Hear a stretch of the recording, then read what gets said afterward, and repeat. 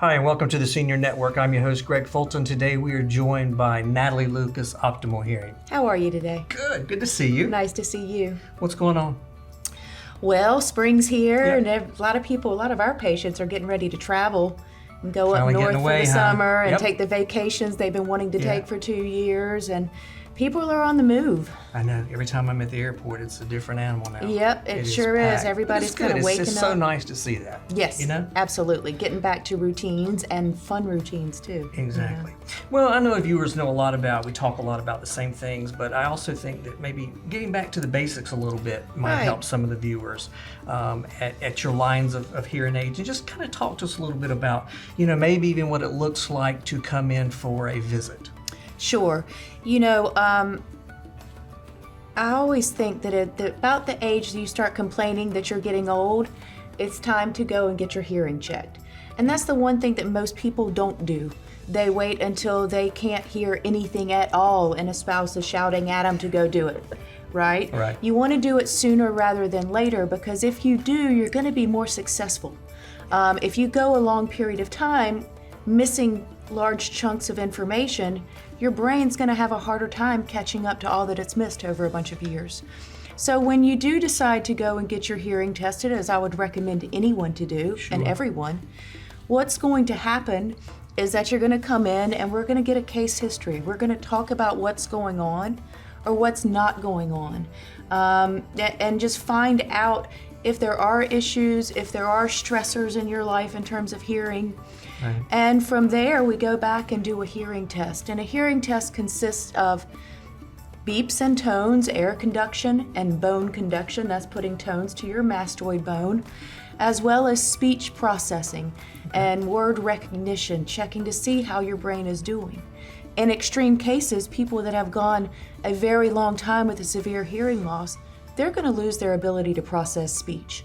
And that's something important to know going in, because then hearing aids become about safety rather than communication. So we do a very thorough hearing exam. I am very keen on educating people. So we go over the results. We teach people something. My goal is for everyone to step out of my office learning something they never knew before. And then, if it's just to get a baseline, then the patient knows where their hearing is and where they stand and what they're looking at. And if there is some problem or some issue that we see, then we can offer a recommendation on types of hearing aids. Because we're family owned and operated, we can work with all makes and manufacturers. And I do quite frequently work with the 6 major manufacturers of hearing aids. Okay. So some fit others better, and some styles are better. People's hearing losses can vary widely, so it's not a one-size-fits-all product. And it's important to have a specialist to guide you through the process and then teach you what you need to know, help you adapt to hearing aids. It's not a one and done. And then somebody to be there and take care of you for the years to come. It's all very Well, important. it sounds intriguing. I mean, someone even in their 50s of my age, it's kind of intriguing for you said to get a baseline. A baseline To is get in really and know important. where you stand. Think about it. We all go and have our eyes checked and know where our vision is even before we go blind. Yeah, And it's the exact same thing.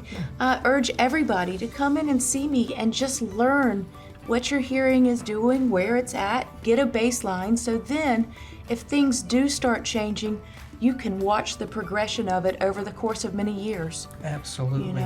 How long would that usually last? A hearing test? Yeah.